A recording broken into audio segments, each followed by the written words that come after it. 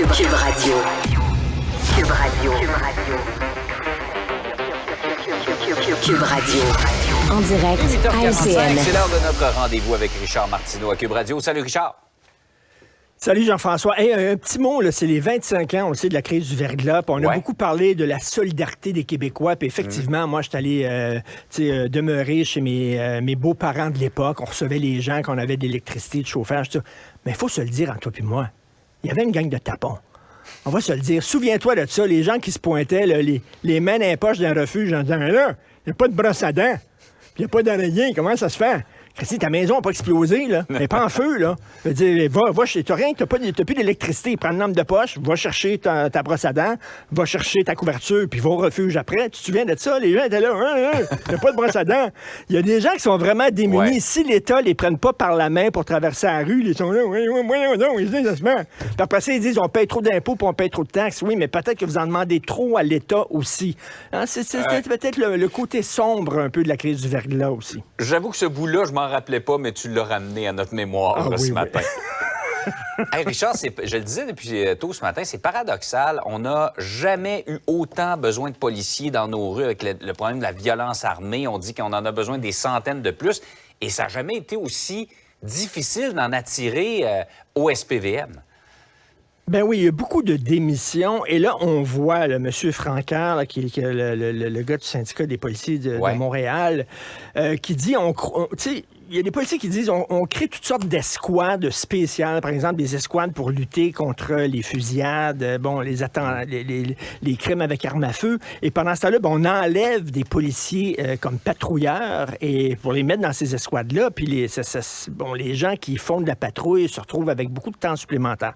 Je peux comprendre ça, c'est très fatigant ça. Mais écoute, je pose une question. Puis toi, tu couvres les affaires judiciaires depuis très longtemps. Tu parles avec des policiers, puis tout ça. Tu sais, on nous dit tout le temps que les jeunes qui sortent de Nicolet sont plus intéressés à devenir policiers à Montréal parce que c'est trop difficile. Et là, on dit, entre autres, quand on fait des arrestations et qu'on arrête, par exemple, des personnes racisées, on se fait filmer par téléphone, puis là, on se fait traiter de raciste, puis tout ça. Y en a-tu tant que ça? Vraiment, je pose la question, là, parce que tous les jours, je regarde mon journal, OK? Je regarde la télévision. Il y a des arrestations tous les jours de personnes de toutes les races. On arrête des bandits blancs, des bandits noirs, des bandits arabes, des bandits asiatiques. Les gens comprennent fort bien, à Montréal comme ailleurs, que quand tu es un bandit, ben t'es arrêté, quelle que soit ta race. Là, de dire, on se fait toujours filmer à tous les coins de rue. C'est-tu si vrai que ça, là? À un moment donné, là, puis moi, je pose la question, là, les jeunes policiers, là, c'est certain que c'est plus difficile à Montréal qu'ailleurs, mais c'est un défi aussi, c'est un challenge. Je veux dire, est-ce qu'ils sortent de la police, eux autres, pour aller à Saint-Glinglin, puis la seule grosse histoire pendant l'année, c'est une évasion d'un troupeau de vaches? on recherche 25 suspects blancs avec des taches noires répondant au nom de Biquette. À un moment donné... Ça fait partie du défi, je comprends ce que tu veux dire, Richard, mais moi je me ramène à l'époque où j'ai commencé à couvrir les affaires judiciaires et policières là, en 97. Et maintenant, le métier de policier a beaucoup changé. C'est-à-dire les policiers sont beaucoup plus dans le viseur de l'ensemble de la population. Chacune de leurs interventions peut être critiquée. Je comprends, mais... Je comprends, mais tu sais, c'est difficile aussi être professeur parce que tu te fais engueuler par les parents. Ouais. C'est difficile d'être arbitre. On en a parlé cette semaine. Tu te fais insulter par les gens.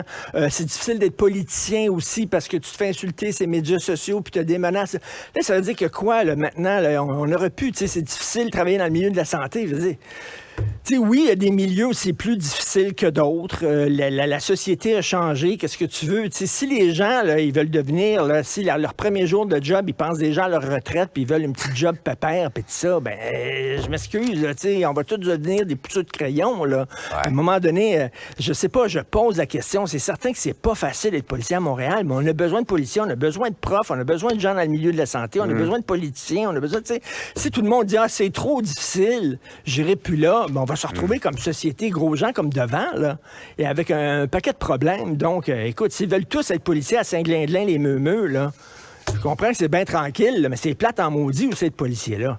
Ouais. Bref. Faut relever donc les nouveaux défis. Je me pose des questions aussi. Ouais. Tout à fait. Par ailleurs, il y a des militants qui annulent une conférence à l'Université McGill. Alors, à l'Université McGill, il y a un professeur de droit gay, il faut le dire, parce que c'est important, homosexuel, qui vient de l'Angleterre, qui devait prononcer une conférence sur les transgenres et sur la théorie du genre. Pas nécessairement, on n'est pas obligé d'être d'accord. À l'université, c'est fait pour confronter des idées. Il y a tout le temps des périodes de questions après les conférences où là, on débat. Débattre. C'est intéressant à débattre. C'est pour ça que tu es à l'université, pour être confronté à des idées différentes. Bon, lui, il dit, écoutez, là, on met dans le même sac tout le temps les trans puis les gays. On n'a pas les mêmes objectifs. On vit pas les mêmes réalités. Lui, il se pose des questions. Tu sais, les hommes qui se disent, soudainement, je me sens femme à l'intérieur, je vais être dans une prison pour femmes ou je veux compétitionner dans un tournoi sportif avec des femmes, ils se posent des questions en disant, ben est-ce que c'est une bonne chose et tout ça. Et là, il y a une gang de crinqués à l'Université McGill qui ont dit « il est transphobe ». Je peux comprendre qu'ils ne sont pas d'accord avec lui, mais de dire que le gars est transphobe puis il n'a pas le droit d'entrer à l'université puis il n'a pas le droit de prononcer une conférence. Donc, sa conférence a été annulée parce que cette gang de crinqués-là sont rentrés dans la salle, ils ont arraché le micro, les fils, etc. Il n'a pas pu prononcer sa conférence. Ça arrive de plus en plus souvent. On en parle régulièrement au Québec et au Canada, les universités. J'espère que le gouvernement va le dire haut et fort et Pascal Derry, qui est la ministre de l'Éducation supérieure, que c'est inacceptable. Je veux dire...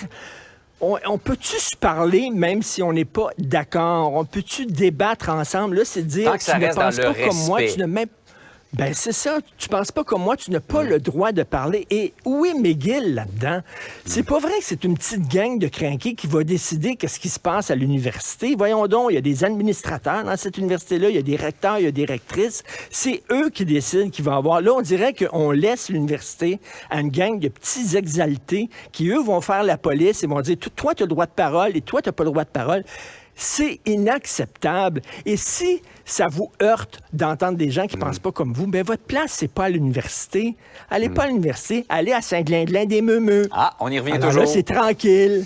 C'est tout tranquille. Puis là, tout le monde là, fume la pipe sur le coin de la rue, puis vous n'aurez pas de grand débat, puis tout le monde, tu sais, ça va être parfait. Tout le monde veut aller à Saint-Glindelin-des-Meumeux maintenant. C'est trop difficile d'aller à l'université. C'est trop difficile d'aller partout, là, bon Dieu. Mais bref, j'espère que le gouvernement va dire au fort que ça, c'est inacceptable, que ça se déroule dans nos universités. Il faut qu'il y ait un débat ouvert et libre. Richard, passe une très belle fin de semaine. Et soyez très prudents sur les routes, c'est très glissant. Merci. Merci. Cube Radio.